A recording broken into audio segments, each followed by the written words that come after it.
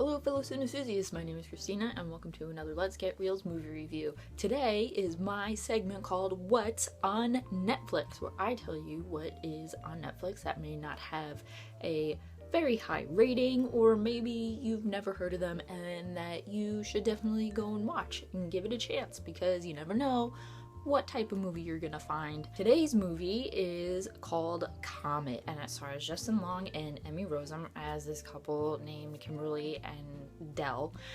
And it's really cool and very different because it takes place over a series of 6 years.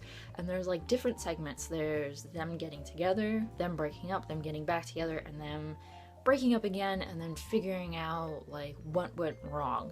But unlike your typical cliched love story, Comet is like very surrealistic and like very far out there and very dreamlike and just really incredible.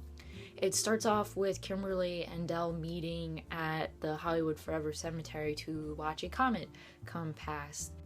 They weren't together at first. They were in line together. Dell was kind of being an asshole, and he heard the guy that Kimberly was with being a dick, so he kind of like butted in and all this stuff, and Kimberly like saved his life at one point, and then that's how they get together and they walk around the cemetery at night and they just start talking. And then the rest of the movie like explains the relationships and like what went wrong, what went right.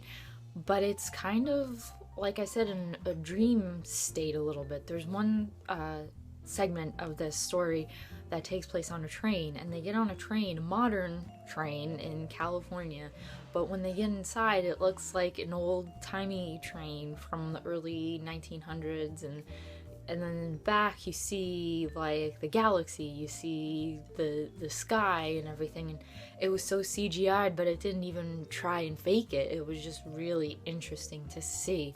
Justin Long and Emmy Rossum were absolutely perfect together. Their characters I really liked, and sometimes I like it more when the characters are not likable.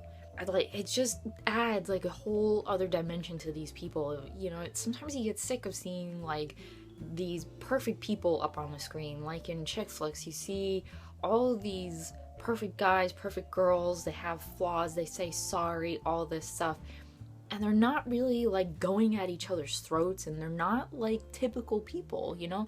A lot of people are not likable, you know, like people are just not likable all the time in real life, and that is exactly how Dell and Kimberly were. You see them, you know, like butting heads and just like being annoying human beings and like annoying the piss out of each other and you.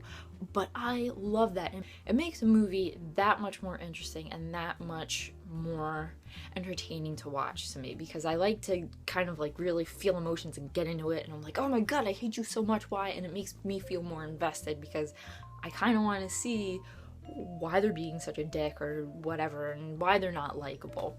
If you liked movies like 500 Days of Summer, where the relationship isn't really cliched and the story isn't cliched, it's very different, it's very artistic, it's very, very creative, you will really like Comet. I loved it from almost the beginning. I thought it was just so great. I loved all the scenery, all the visuals, and as I said, the acting is great. Comet is like one of those perfect, not very well-known movies, but it's like quality. It's such a quality movie because of just the way it was directed. The director got very different angles and filmed the characters not so flattering angles and all that. I just really enjoyed it, and I was just so happy to see a movie that was like Comet that was being made, and it reminded me of 500 Days of Summer, where you see this relationship roll out through the good times and the bad times, and you see why they couldn't be together, and you kind of want to just slap them both. I cannot suggest that you go watch Comet any more than I possibly did. It's a great, great movie, and I'm very happy that Netflix had it. I'm very happy that I came across it. completely by accident. I was just scrolling through one day and I saw it and I thought, oh, Justin Long is in it. He's pretty cool. Oh, look, Emmy Rossum from Shameless. I kind of watched Shameless and I think Emmy Rossum is a great actress. So good for Netflix for sticking that up there and for the casting for making me want to watch it.